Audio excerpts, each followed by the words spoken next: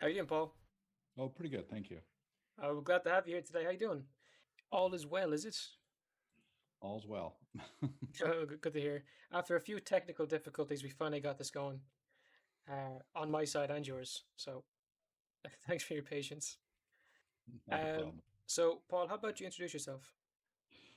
My name's Paul Watson. I'm the founder of the Sea Shepherd Conservation Society, which I founded in 1977. So uh, it's now 42 years of operations doing anti-poaching campaigns around the world. Yeah. Well, it's a very honourable thing. You've been doing it for a while, so you could say you're an expert. It's Captain Paul, right? Yes. Yeah. Okay. Um, Thomas, you had something to say beforehand. Something about in the Oh, about U.S. the. I was reading up on you, and apparently the Ninth District U.S. Court labels you guys as pirates. Is that correct? Which is Oh, yeah. ridiculous. Alex Kaczynski, the Ninth Circuit Court, he never talked to me, he never saw any evidence, and he made that judgment. But it's a little bit of a silly judgment because there were never any charges against us. So it was basically really a judicial name calling, the way I would put it. But we got our satisfaction because 2 years ago, Alex Kaczynski was dismissed from the Ninth Circuit for sexual harassment. Okay, so not a nice guy labeling you guys as being bad. Okay. He was a rabid anti-environmentalist. So it was an interesting court case because in 2011, Japan brought us to court in Seattle to charge us. They wanted an injunction to stop our interventions against their operations in the Southern Ocean.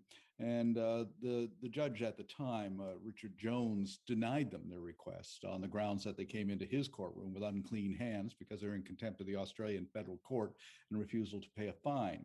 So we thought everything was fine, and that was in February 2011. But what happened was, as we had already left for Antarctica in December, it was in 2012, and suddenly the Ninth Circuit gave them their injunction without any explanation as to why. So suddenly we found ourselves charged with 21 counts of contempt of a federal court injunction. And we ended up going to court in November of 2013, and Judge Peter Shaw acquitted us. So that was fine, except a year later, the Ninth Circuit Court, without even seeing the evidence, without even talking with us, overturned that acquittal and convicted us and fined us damages, well, which the Japanese weren't expecting because the Japanese, the last thing they wanted was damages. And to us, that would have been $50-60 million, which we couldn't afford. It would have destroyed Sea Shepherd. But uh, Japan didn't want damages for a very good reason, because then they would have to open up their books and explain just what they were spending money on. The fact that $30 million, a tsunami relief fund, went to the whaling industry. So they said, no, you just have to pay our legal fees, which is $2.5 million. So we paid that, and the next day we took them to court in the U.S. because they brought it into the U.S. courts and charged them with piracy for the destruction of one of our vessels. And now they were faced with a dilemma. They had to open their books, which they refused to do. So they were facing a contempt charge themselves, and then we made a deal with them that the injunction would only be against Sea Shepherd USA, which allowed all the other Sea Shepherd groups around the world to continue to intervene against their operations, but also they had to return a significant amount of money to us. So after a few years of fighting it, we did win finally. Yeah, well, power to use.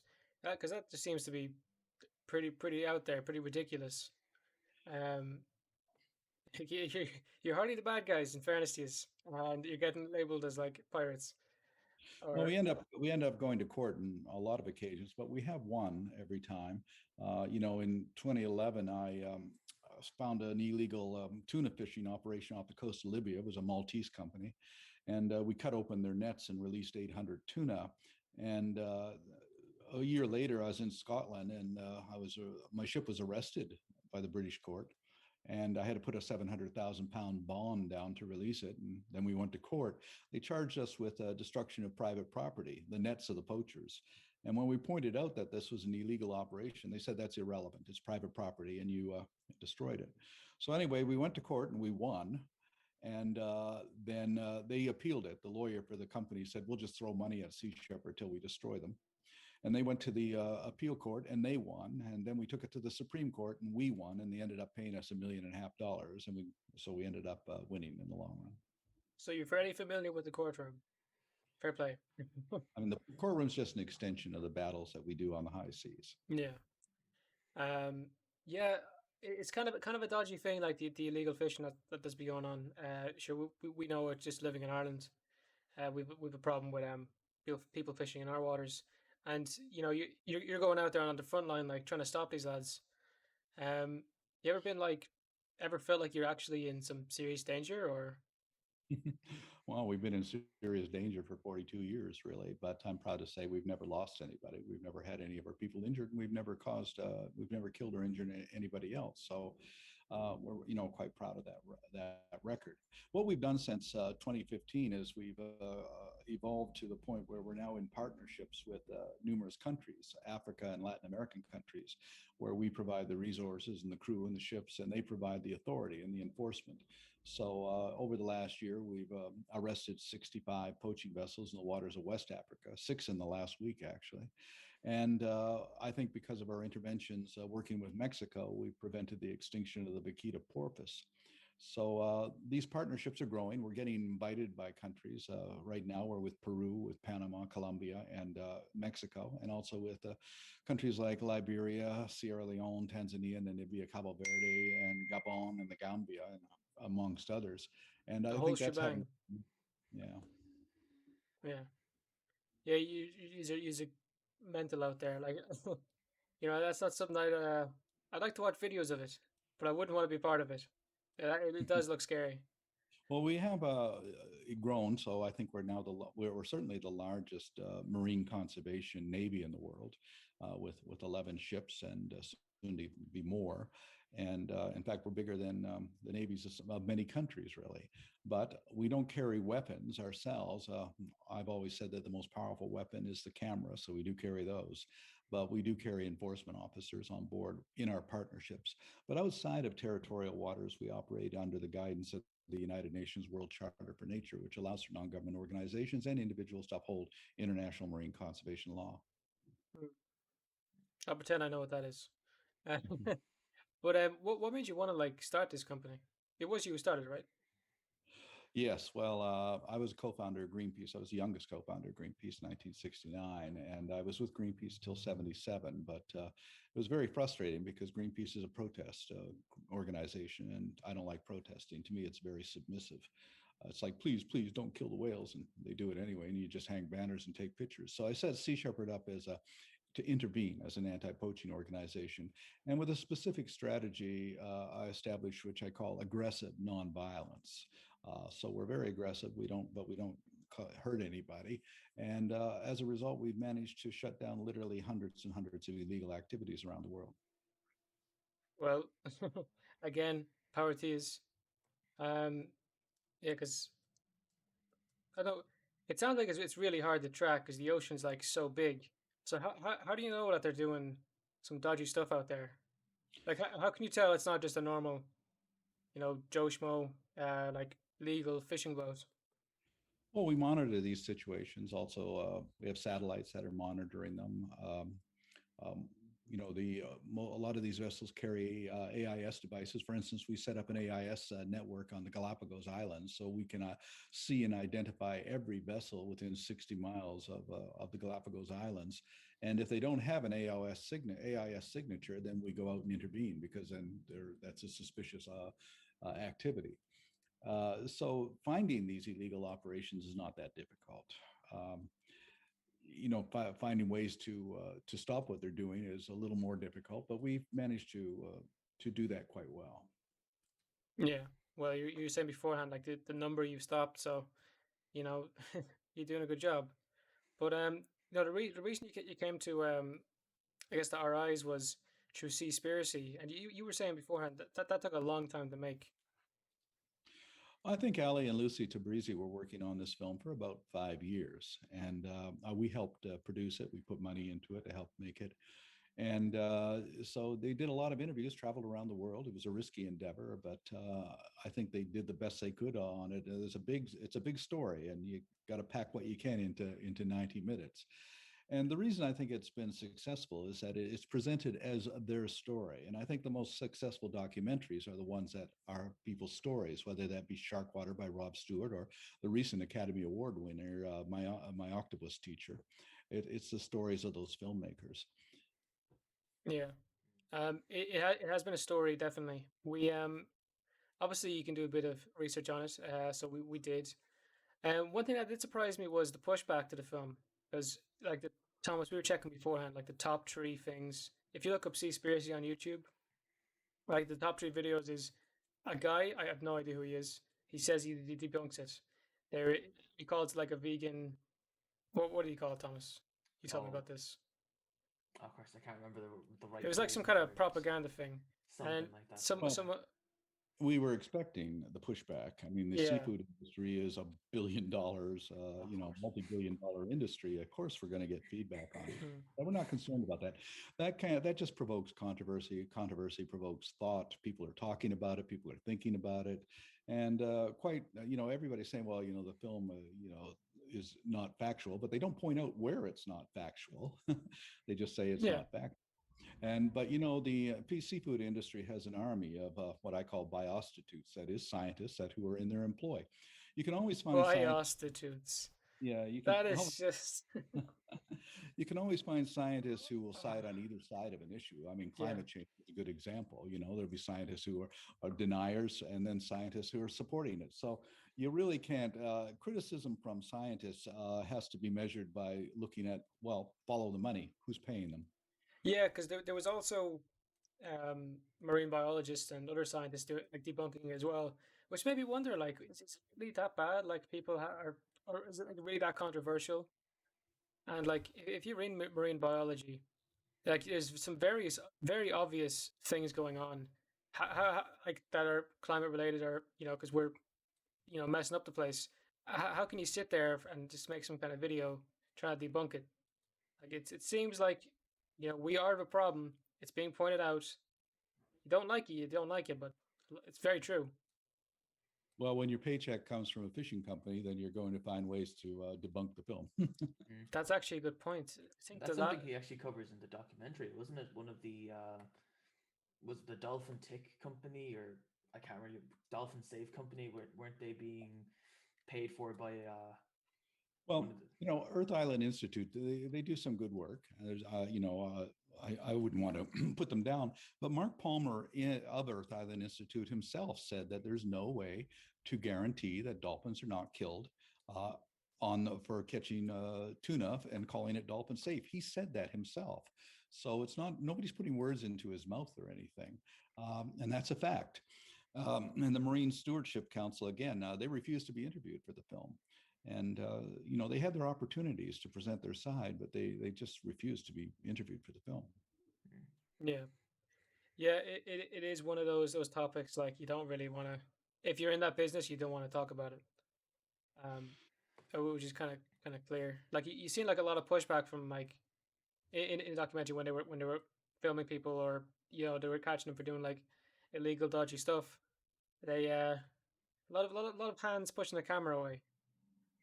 Yeah, and I actually said, I've said to the critics, I said, well, tell me where it's not factual. I mean, give me some examples. And I just get generalizations. One of the things I said, well, Dr. Boris's worms study that the fishing industry will collapse by 2048 isn't accurate, because further studies showed that, in fact, it wasn't accurate. And in fact, it would only be reduced by 88%.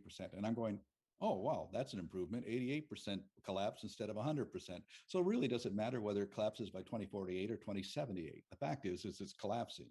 There are no sustainable commercial fishing operations anywhere on this planet. Now, the fishing industry would like you to think that when you go into a restaurant and get fish or get your fish and chips or whatever, they would like you to think that there's a bunch of hardworking people out there on their small little boats, casting their little nets and their little lines and hauling in that fish and bringing it to you.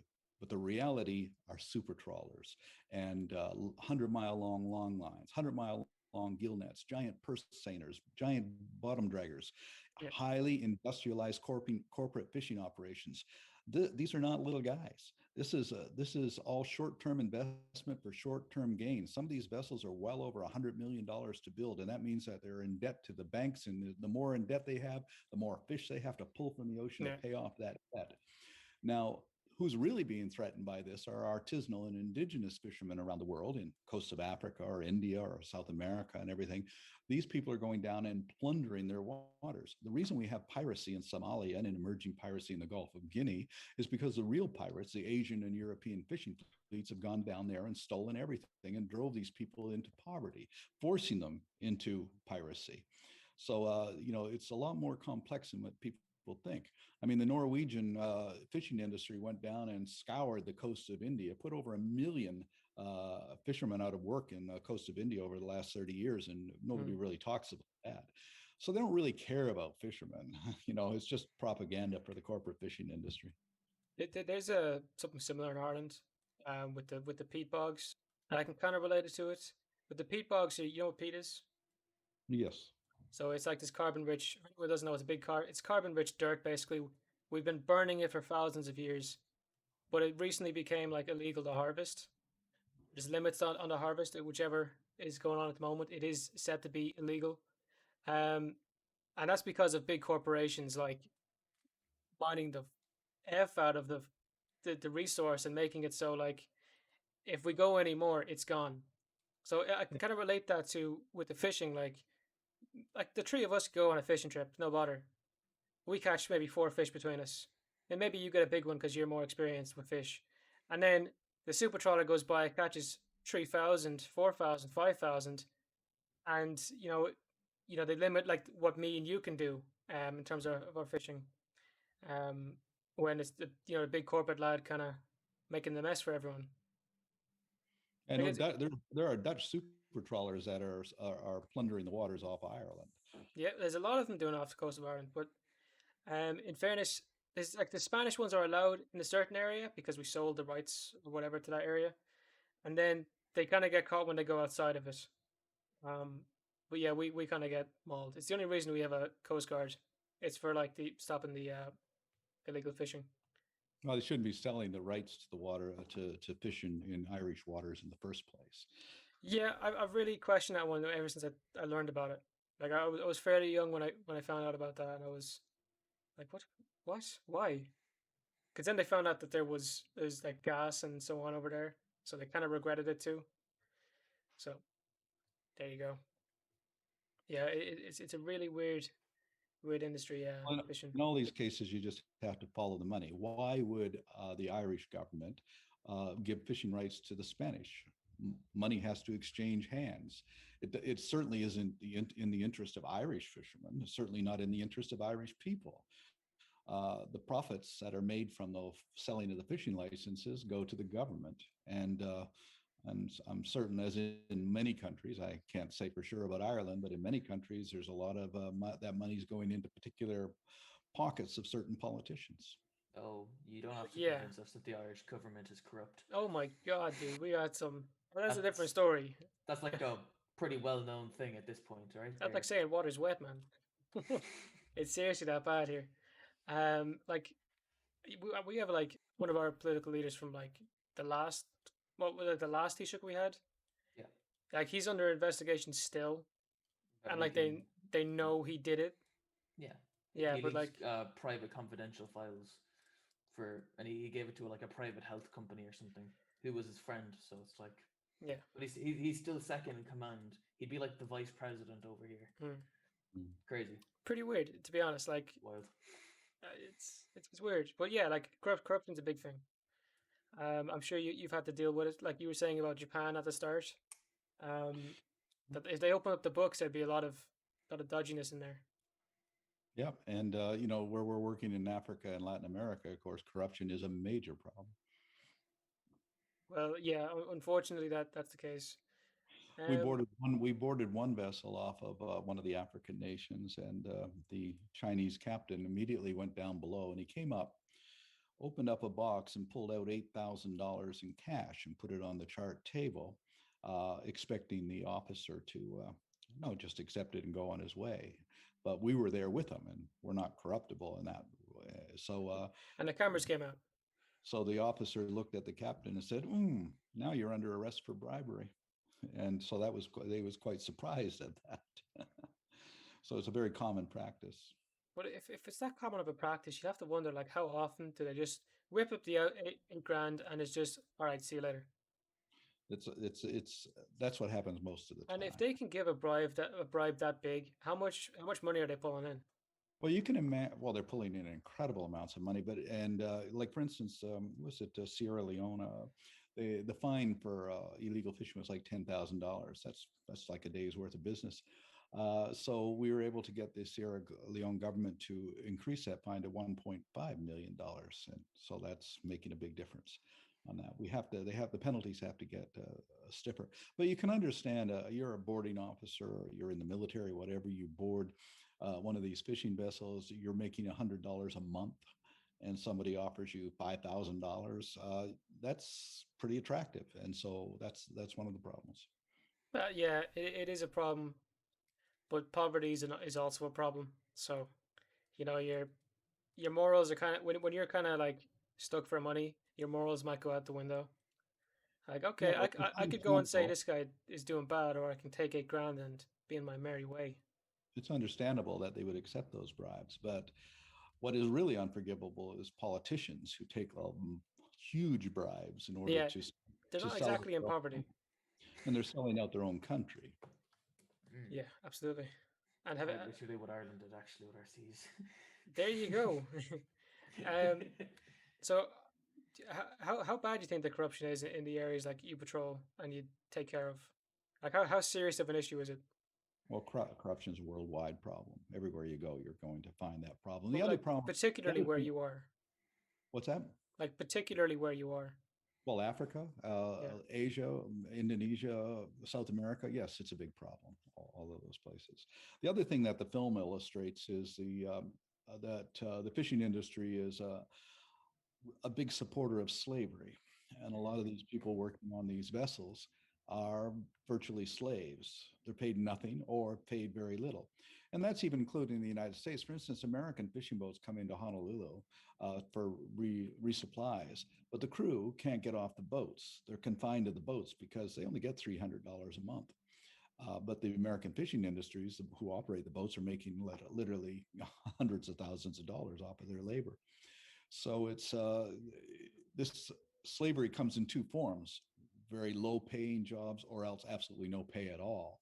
And then you have the other problem when observers go on board these vessels. A lot of observers have disappeared, mysteriously fallen overboard, that kind of thing. So there's a lot of murder, there's a lot of slavery, there's a lot of corruption, there's a lot of violence in this fishing industry. Have you seen like slavery on these ships? Yes, we have actually. We chased the vessel, the poaching vessel Thunder, from the coast of Antarctica. It was the longest pursuit of a poacher in maritime history, 110 days. Chased them all the way to the waters of equatorial West Africa. And the captain of the Thunder sank his own vessel right in front of us to destroy the evidence. And he had no place to go. So we boarded the sinking ship to get the evidence, and he ended up going to prison for 3 years, plus two of his officers went to prison. But we rescued all of the crew, including 42 crew members who were repatriated back to Indonesia. And they weren't slaves, but they were paid a pittance for their labor, and they couldn't really go Mm. home. They didn't have any choice, and the captain held their papers and that. And so when we took it over and rescued the crew, we got all the passports from the captain and distributed them to the each crew member so that they were finally free to depart. Dude, that's pretty heavy stuff. Does that ever like get to you? What do you mean by get to me? Well, I mean, like if you see tragedy, you're not going to be in the best of form. No, I think you have to compartmentalize. You have to be detached in a way in order to, we've been doing this for over 4 decades, and so you get used to all of that part. You focus on solving the problem. You don't get too concerned or depressed over the details on that. I learned a long time ago. Uh, way back in 1973, I was a medic for a volunteer medic for the American Indian movement during the occupation of Wounded Knee in South Dakota, and we were What's surrounded by this? they were surrounded by about 3,000 federal agents who were shooting at us, and they wounded 46, killed two. And I went to Russell Means, who was a leader of the American Indian movement. I said, we don't have any hope of winning here. The odds against us are overwhelming. So what are we doing here? And he told me something which has stayed with me forever. He said, well, we're not here because we're concerned about the odds against us. We're not here because we're concerned about winning or losing. We're here because it's the right thing to do, the right place to do it, and the right time to do it. He says, don't worry about the future. Focus on the present. What you do in the present will define what the future will be. And that's what we have to do. We don't get depressed about the possibilities or the possible consequences. We focus on doing what we can in the present. That's pretty deep. That's pretty serious. What is that you're talking about though? That historical event? Well, in 1973, the American Indian movement occupied Wounded Knee, the town of village of Wounded Knee in South Dakota, to get them to uphold the 1868 Fort Laramie Treaty, which guaranteed all those lands to the Lakota. And of course, the U.S. government's broken every treaty it's ever made with Indigenous people. So that was an attempt to get them to abide by the treaty. And so the struggle for Indigenous rights in the Americas, all North and South America, has been a long and steady one. We work very closely with a lot of the Indigenous communities. We fly the flag of the Iroquois Confederacy, which was given to us by the Mohawks. We fly the flags of the Maori from New Zealand and the Aboriginal flag from Australia. We believe that the key to survival is the recovering this biocentric point of view, which Indigenous people have, this understanding that we're part of everything. We're not dominant over everything, that we're not more important than everything else.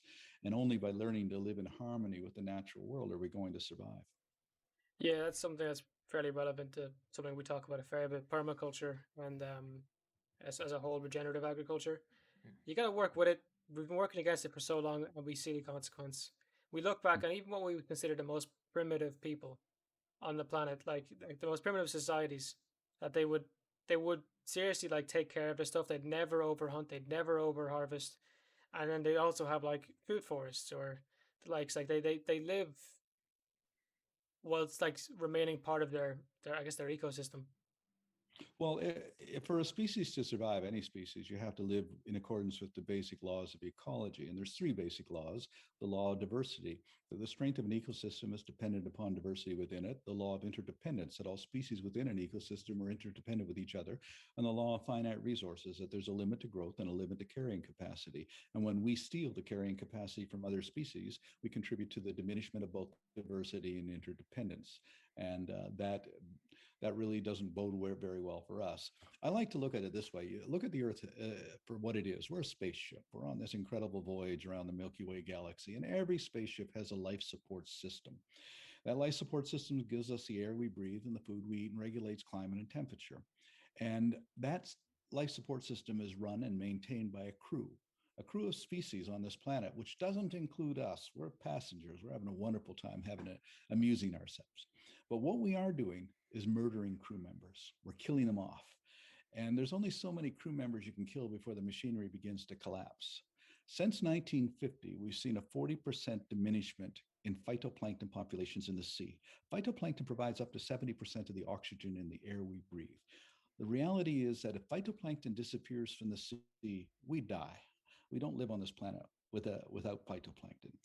We don't live on this planet without bees and trees and fish and worms and microbes, and so the more we poison them, the more we destroy them, the more we advance ourselves towards our own extinction.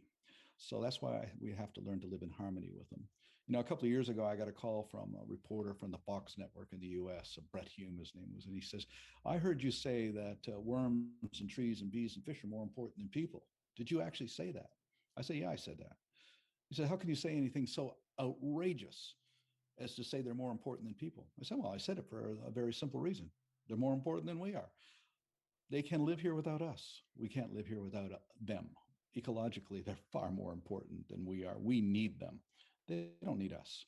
So that makes them more important. I really like that comparison with the spaceship. Never thought about it like that. That was really smart. uh, I argue with your last point there. The capability of a human is a lot more than that of a like a worm or something. Like we could, how many trees Really? could you, if you really wanted to go, how many trees could you plant? If a tree wanted to, like it does its Trees seeds do, its trees lifetime. do very well. Trees do very well planting themselves. Yeah, but like you can do it better still. Do they Uh, can they put it in the soil? Can Sure, they you? can. That's what they do is they use other animals, squirrels and everything. Elephants help plant trees. There's so many species that move those seeds around.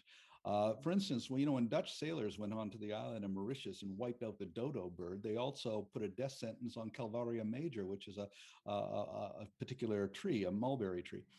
Because the only way the Calvaria major could reproduce was to have its seeds pass through the gizzard of a dodo bird. So when you wipe out one species, you set in a chain reaction which wipes out many others because they're all interdependent with each other. Yeah. So when one species collapse, it has repercussions. And if we want to save ourselves, we have to protect the life support system of the planet and all the crew that operate and maintain that life support system of the planet. We also have to understand just what is this planet. We call it the Earth, but it isn't. It's the ocean. It's planet ocean. And it's not the sea. Everybody thinks the ocean is the sea, but the ocean is bigger than that. The ocean is water in continuous circulation. Sometimes it's in the sea, sometimes it's in ice, sometimes it's underground, and it's always in the cells of every living plant and animal. So the ocean is us. The ocean moves through us, and every part of that ocean is interdependent with each other, with every other part. So we are the ocean, and this is all about protecting ourselves from ourselves, really. Yeah, yeah. it's unfortunate we're at a point like that. Mm. Um, you know, it gets really dreary when we have these conversations with people. Whenever we talk about like the environment, and we do it a lot as well. It is rough. Like we had a guy on there a couple of days ago, I think maybe three or four, Samuel Goodman, and he wrote a book called Beyond Carbon Neutral and how we can be, you guessed it, beyond carbon neutral. Like we can go beyond that. We can even be like, taking the excess carbon we've put in the air and blah blah blah. And yeah, it got the same kind of dreariness as what we're going through right now. Yeah. Well, nature's laws will take care of everything. We just have to leave it alone. Um, Mm. for thousands of years, the shamans in Polynesian cultures had a thing called kapu. Uh, that meant they would declare, say, a bay in Bora Bora or Hanama Bay in Hawaii, and they say this area is kapu, which meant that if anybody was caught fishing in there for, say, 20 years, it was a death penalty. And people say, well, that's a little extreme, the death penalty for fishing, but not from their point of view, because they knew that if the fish disappeared, they would die. Their entire culture depended upon fish being there. So they needed those kapu laws. We have no kapu laws anywhere in the world today. The fish have no place to hide, no place to recover from us, And Rayathon, the fish finding company, the model for their particular piece of machinery for fish finding is called the fish can run, but they can't hide, and that's the problem. We will vacuum them out of every corner of this planet if we can make money off of it. Yeah, And it's and as one fortunate. population collapses, we just simply move on. Northern cod has collapsed. Orange roughy has collapsed. There is no sustainable commercial fishing operation anywhere on this planet today. Nowhere. What do you think of fish farms? Because that's the main employer for Irish marine biologists. Fish farms are also part of the problem, and I'll tell you why. One is that you have to catch an awful lot of fish to make the pellets to feed those fish on the farms. Estimated about 70 fish caught in the ocean to raise one fish on a farm.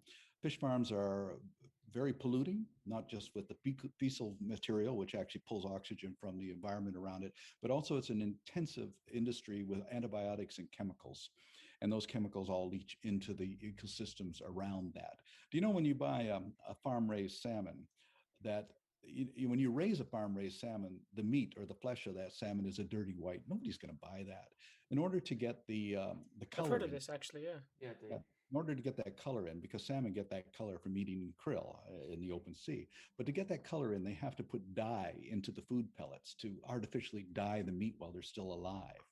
And of course, because they're in such concentrated areas, they have to have antibiotics in order to keep this disease going. But what the problem is that now allows viruses from those confined spaces to go out into the environment and threaten other species. So in British Columbia, for example, in Canada, 7 species of indigenous salmon are being threatened by an invasive species, the Atlantic salmon, which is kept in these concentration camps, these aquatic concentration camps. It's an extremely destructive industry. Mm. Don't they do the same thing to beef? Don't they dye like beef once it's to give it its red color or something? Probably not in the same way, You know, but they do actually. I mean, if you go to say a butcher shop in Brazil or something, in places, you'll see that the color of the meat is like grayish, greenish, horrible looking thing. So yeah, they inject dye into it. They also put it in baths of chlorine bleach, to keep the microbes from going into it. The Isn't that relevant to where you are as well? And I like the practices, like, because like it, we don't all like treat meat the same way across the world. Like, no, but in fairness. overall, 65 billion animals are killed in the meat industry every year, which is the single greatest contributor to greenhouse gases, single greatest contributor to groundwater pollution, single greatest contributor to dead zones in the ocean is the meat industry. And look, there's just simply no room on this planet for 8 billion, soon to be 10 billion, soon to be 12 billion meat-eating, fish-eating primates. It's world out of balance. About 40% of all the fish taken from the sea is fed to pigs and to chickens and to domestic salmon. Chickens eat more fish on factory farm. Chickens eat more fish than all of the puffins and albatrosses on the planet. Pigs are eating more fish than all of the seals in the North Atlantic Ocean. This is a world out of balance. But it'll be a very complex way to get back to balance, wouldn't Well, it? if we don't solve the problem, then then nature's laws will solve it for us. Mm. What we're seeing right now, actually, with COVID-19 is interesting, because in 1995, Laurie Garrett wrote a book called The Coming Plague. And she predicted all of this, but we ignored it for the most part. We ignored AIDS for a while, then we ignored Ebola. Then there was West Nile virus and hantavirus and SARS and SARS. The thing with COVID-19, it suddenly hit everybody, and especially hit Western people. And suddenly we wake yeah, up That's and the thing as well. Like, no one and gave a fuck yeah, until it hit the West, yeah. basically. So then we set up and take notice. But why is this happening? Because of the diminishment of ecosystems and diminishment of species. Viruses, there's millions of viruses around. Every plant and animal has viruses associated with it. Those viruses are very beneficial for the most part. But when you diminish a species, that virus associated with that species or that ecosystem has to go somewhere. And 8 billion humans, that's a pretty attractive host. So it's going to jump into us, those ones which are closely related to us, whether it be from bats or pigs or birds or whatever.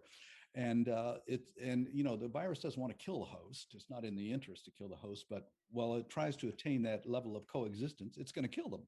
And a lot of hosts are going to die in the process. Uh, COVID-19 is just a harbinger of worse things to come.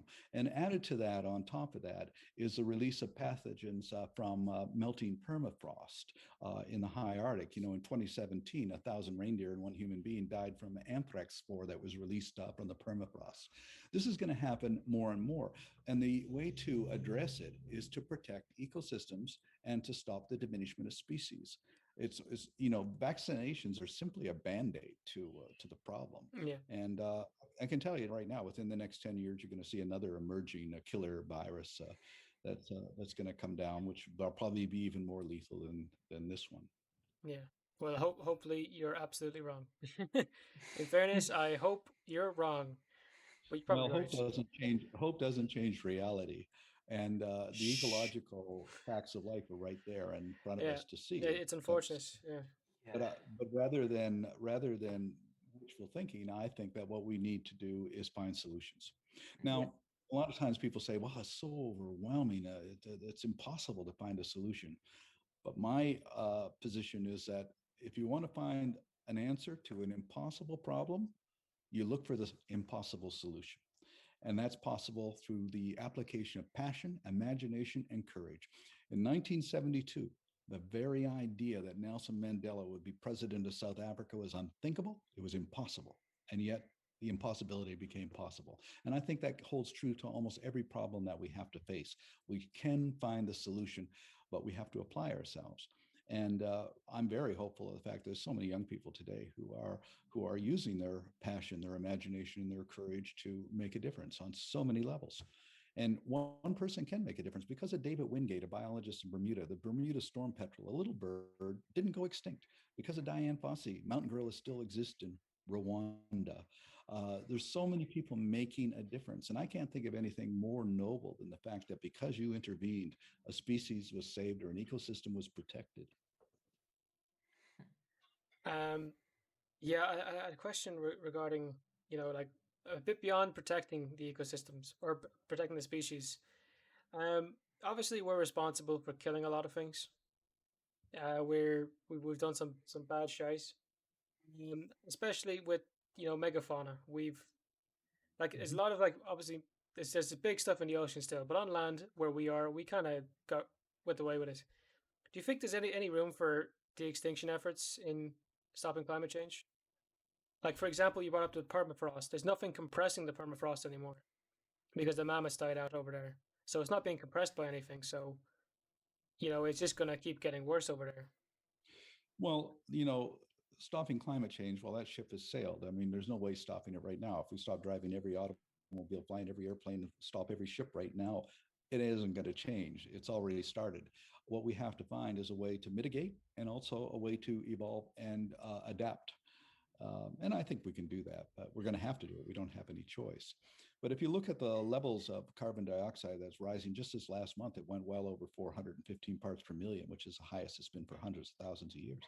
If you look at those levels and you go back to the Permian extinction 250 million years ago, the levels were almost the same and rising the same way. Permian extinction wiped out 97% of everything in the ocean, 75% of everything on land. And so that is a possibility that we're facing. How do Well, we, wasn't that due to like volcanic activity and that like blocked out like it was all nuclear from the winter? same, it's all from the same thing, Oh, volcanic activity, and also the fact that the vast areas of peat and coal, which were ignited and set on fire and burned for literally tens of yes. thousands of Yeah. years throughout Siberia. But it's always caused by the same thing, excess carbon. And so what we have to do is find ways to remove that carbon. And the best way to remove that is by a large diversity and abundance of life in the ocean. Nothing removes carbon better than trees and phytoplankton. And the healthier the phytoplankton and forest populations are, if it was funny, somebody said, we got to build a machine that can remove carbon from the atmosphere. We have the machine. It's called a tree. you know, Yeah. we don't need to build some artificial sort of machine to do it. We can do it with trees, just plant them. Or but instead, what we're doing is cutting down Amazonia and Indonesian rainforests and on, destroying the coral reefs. This is where we should be focusing our energies, protecting those ecosystems. Mm, I agree absolutely. absolutely. Um, yeah. Are you familiar with the effort of Team Trees? With what? Team Trees. No, not really. But if it's a reforestation effort, there's literally hundreds of those groups, and they're They, very doing good work. they did something very very recently. They got like a bunch of like YouTubers or whatever involved in it, and they planted well over 20 million trees. Hmm.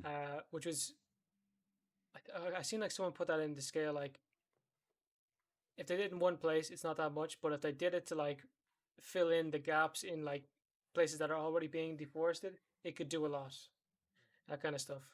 But it is an amazing thing when people get together and they do stuff like this. I know the guy who made Team Trees. He's also planned to do something with the ocean in Good. upcoming years. Because So the problem is, you just see what you see the ocean, you see water for miles and nothing underneath. Because you don't go underneath very often, and if you do, it's in a very nice area. Where it's common, it's warm water. But when you're living like where we are, and yourself included, the water ain't too pretty. If you stick your head under, it's very cold. So you just look out there like, oh, it's barren wasteland. But like Yeah, you, well, you plant a is it? tree outside, and you're like, oh, I planted a tree. I did a good thing. But the ocean, like you don't see the work being done, so you might not feel as inclined to do anything about it. Well, the band America once had a song that said, "The ocean is a desert with its life underground and the perfect disguise above." And that's I what it know the is. song all too well. Horse with No Name. That's so good. Such a good song. And so that's the reality of it. There's the life in the ocean is complex and it's abundant, but it's being diminished. And but the life in the ocean is actually contributes more to our survival than all the life forms on land, as for the production of oxygen, the sequestering of carbon dioxide, and the regulation of climate and temperature. This is all in the life support system of the ocean. Mm. Well, it's what we need. But do you think that we should just stop and have zero involvement with the ocean, or should we try practice more ethically? Like do a better job. Like you said, find the impossible solution. Maybe there's a way we can do this right. If we take Well, small bits from well-established populations that we let build back up. at the COP21 conference in Paris in 2015, what the resolution I put forward was that if we want to address climate change, then we have to protect the ocean. And the best way to protect the ocean is to leave it alone. Give it the time to repair the damage we've caused. And it doesn't take long. The ocean rebounded in World War I and World War II because we were too busy killing each other to go after the fish, and they've recovered. But I say we need a 50-year moratorium on all corporate industrialized fishing operations. We need to actually permanently shut down these giant factory vessels and that. If you want to catch a fish, go out and catch a fish. But you Yeah, don't need $100 million loan from a bank to buy yourself $100 million ship and go out there with nets so big they can scoop up 4 houses at a time. yeah. That's the thing I really hate about it. It's like when they take away from the average Joe Schmo because of a corporation. Like as I was saying beforehand, me and Thomas can't go and dig up peat for the fire. Now, like people did it in Ireland for thousands of years, but when the corporate got to it, it was mauled. At the rate they were going, the average Joe Schmo like me and Thomas have taken us another like tens of thousands of years to finally mow through it, and in that time it can build back, last even longer.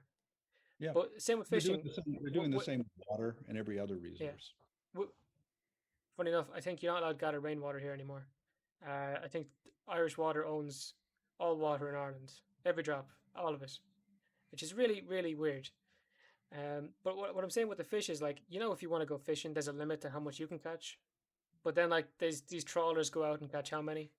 So the limit's being put on us when they're out there like wiping the floor with the place. And in addition to the limits, there's also the bycatch from these industries. To catch 1 kilo of shrimp requires 22 kilos of something else dying. It's an incredible waste. Mm. I seen that with Yeah. sharks in the trailer for documentary. Oh, it was like the most shocking part. It was deemed the most shocking part. That when they were trying to get normal fish, how many shark get caught in, and then they just get dumped back in, and they're probably dead before they even hit the water. Mm-hmm. Yeah, it's rough. Yep, It's they pretty just want rough. the fins and they throw the rest of it away. That's true. I mean, we're always talking about how dangerous sharks are. Yeah, we kill almost 100 million of them a year. How many people That's get killed crazy. every year? Average 5. In fact, more people die from Coke machines falling on them every year, which is average 9. I don't even know why people go after shark because I had Well, it once and I got violently sick. Sushi, isn't it? shark Sushi. fins are very, fetch a good price in places like China. Thomas, when we were in Spain, remember like the breakfast buffet? Yeah. The breakfast buffet had shark on it one day, and I was like, I never had shark. It was like what, like a small one, like I think it's called dogfish or something. Yeah, dogfish is the most popular one. It's using a lot of Yeah, fish and chips in Britain. I've never had that here. I've never had that in when I was in London either. But yeah, Yeah. it is a thing, and like jelly deal and stuff. That's rotten. But yeah, like I had shark, not that good. Pass. Yeah, but Better what they stuff. do is they take fish, for instance, like pollock. Pollock is a fish that wasn't caught for a long, long time because it has no taste really. But what they did with that was they discovered that if they take it and they put an artificial scent in it, and then they put a red strip of dye down it, they can sell it as crab, which they call surimi. So if you go to, say, Seattle, you get a crab salad. It's not really crab; it's just dyed scented I've pollock. had it. I've had it. Yeah, that's dodgy. How do you feel about like when they when they farm crustaceans, or I guess they fish for crustaceans, like deadliest catch and stuff like that? Well, yeah, well, the spider crab was interesting. Nobody ate the spider crab till they changed the name to Alaska king crab. But Hmm. it's a destructive industry. It's not sustainable. What you think? What do you think's worse, like the fishing industry or them? Because I wouldn't know like which population recovers faster or blah blah blah. Which one? Crabs versus like fish, like crustaceans Well, versus fish as a whole. you'll find that crabs and lobsters and that their populations will increase as other fish populations go down. But then that's just a temporary thing, and then they will begin to crash. I was actually raised in the largest lobster fishing village in the world, St. Andrews, New Brunswick, in eastern Canada. So I've seen the diminishment of the lobster industry over that period of time. When I was a kid in the 50s, the one thing they didn't eat was mussels. Mussels were considered dirty. And now I go back to my hometown, that's what you get in the restaurant, or mussels. You don't have the clams anymore. You don't have the scallops anymore. You get mussels because we have, as human beings, we have this incredible ability to adapt to diminishment. As things become diminished, we just accept it and move on. Now, this is something that served us well 30,000 years ago when you had to adapt to diminishment. But now it's actually going to be our undoing. For example, water. 1965, if I were to have told you that, in 20, 30 years, you're going to be buying water in plastic bottles and paying more for that water than the equivalent amount of gasoline, you would have looked at me and said, nobody's going to do that. That's insane. And yet here we are. We've adapted to that diminishment. Yeah, yeah, Yeah. that's rough. Yeah, I was I was seriously in a bad. I was in a I was in a hotel in New York City one time. There's a bottle of water beside the bed, and I could buy that bottle of water for $12, 1 liter. And I'm going, $12 for a liter of water in a country where gasoline is like $3 a gallon. In other words, they were charging me $48 a gallon for water, and we just accept that. One thing when I was growing up that really freaked me out, especially because they're very like health conscious here, or because of the high obesity they started getting health conscious. Was that like I could buy like these sugary drinks for less than €1, so maybe 75 cent. I could like rob my teeth away. I wanted a bottle of water. It was like always over €1. And Yeah. when you're young, like you're gonna go for the cheapest option. Like when you're like 11, 12 kind of time, you're gonna grab whatever's cheaper. And yeah, Well, Coca-Cola as a company makes more money selling water than they do selling Coca-Cola. hmm. What water brand What do they brand? own? Yeah. Oh, Desante is one of them. They have numerous brands. Oh, I didn't even know that. That is very I smart. know they own like a bunch of other things, but I didn't know about the water. But it makes Yeah, sense. Pepsi-Cola's in the water business. Nestle's in the water business. It's a weird business to be in, to be Now honest. here's how silly it is. New York City. The water that comes out of the tap in New York City is one of the cleanest in the country because it comes from the Allegheny Mountains through stone tunnels into the tap. So very clean water, so clean that they actually bottle it and sell it in Los Angeles as New York City tap water. But if you're in New York City, you go to the store and you buy your bottle of water in your plastic bottle. We've adapted to that diminishment. So we won't even drink the good water because we've been conditioned that you have to buy your water in plastic bottles. Best water I ever had. I was in Austria, and I was like one of these like I guess like rivers up there. I was up a mountain. We're doing a bit of archery because that's what my family does. And there's like snow on the top of these mountains that we're on, and it just seemed Mhm. like a stream coming down. And I got the empty bottle because I was dying of thirst because where we were it was roasting. Put it down there, had a sip. That was the best water I've ever had. Like just literally straight from the mountain, like melting above me. Yeah. Yeah, nothing to match. Nothing to match. And the other problem with water, of course, is 10 years ago, I attended a conference in Evian in France. It was sponsored by the Evian company. And the conference was on plastic pollution. And I wasn't too popular because I pointed out that Evian, as a company, produces 100 million plastic bottles a year for water. Where do those bottles all end up? You know, so it's the water companies contribute enormously to plastic pollution problems in the ocean. Reusable, ladies.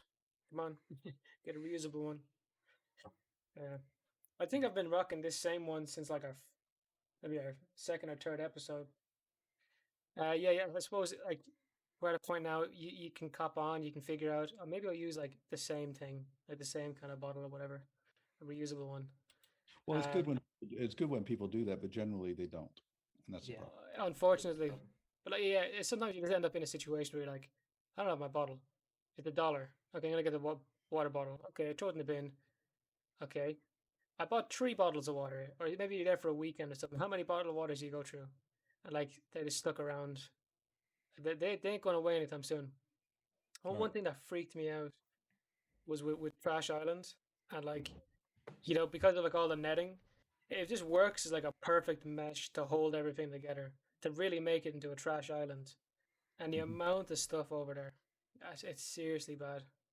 Hmm. Like it's scary. Like I don't know. Have you ever like I don't know. I was about to say sailed. Have you ever gone past one of these trash islands?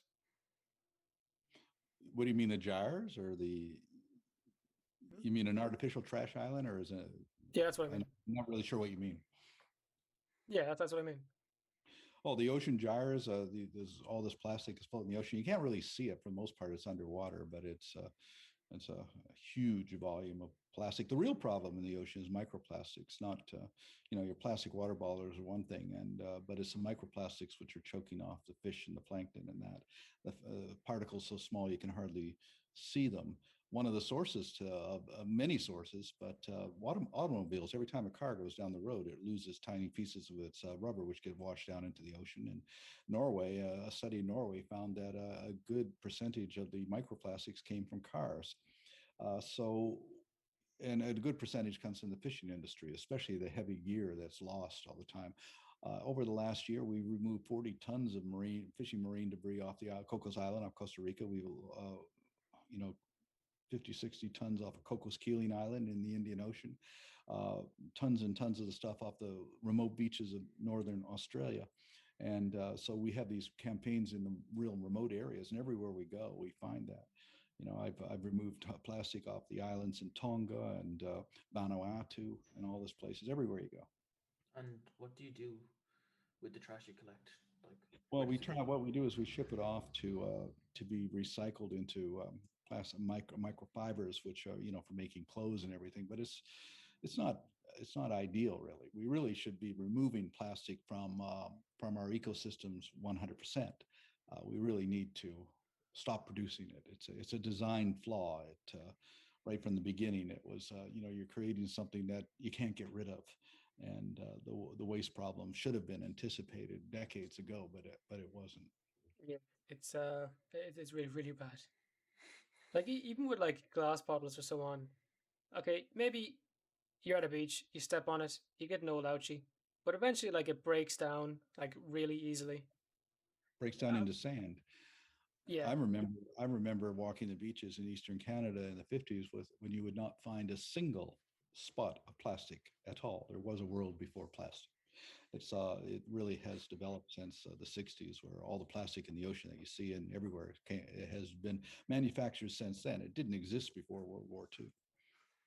are you familiar with the studying being done on male fertility and how it's going down because of microplastics?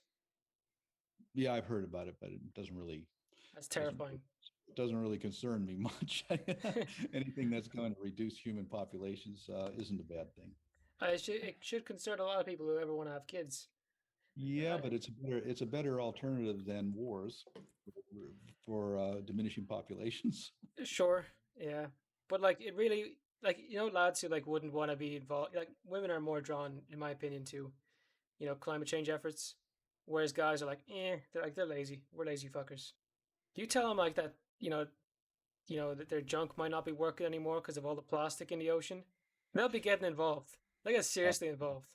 Possibly that makes sense. Yeah, I remember I was on a walk with a friend yesterday. I told him about that. And there he is like he like the plastic on his jacket, the plastic on his shoes, the plastic bottle he's drinking out of. I was like, yeah, or like I don't know. It's a dodgy subject. That's true. Y'all good there? Yeah. All right. Perfect. Yeah, I don't know. That is one thing that seriously terrifies me though. Like, you eat the fish, it's eating that microplastics, and then how does that affect you? Oh no. Yeah, that's not a fun image to think about. Absolutely. Um, But but yeah, oh, go on, Drew. no, go on. I was going to say before we let you go, Paul. Why don't you like let people know how people can support Sea Shepherd and just what they can do in general to If I want to check you out too. you know Well, we're very easy to find. SeaShepherd.org is our website. And of course, we're on Facebook and all the other social networks just under Sea Shepherd, SHEPHERD. And people can get involved in many levels. People can volunteer to crew on our ships. They can be shore supporters or just be contributing supporters. We're actually not an organization. We're an international movement. We're in 42 different countries. We're all separate entities working together under the leadership of Sea Shepherd Global, which is based in Amsterdam.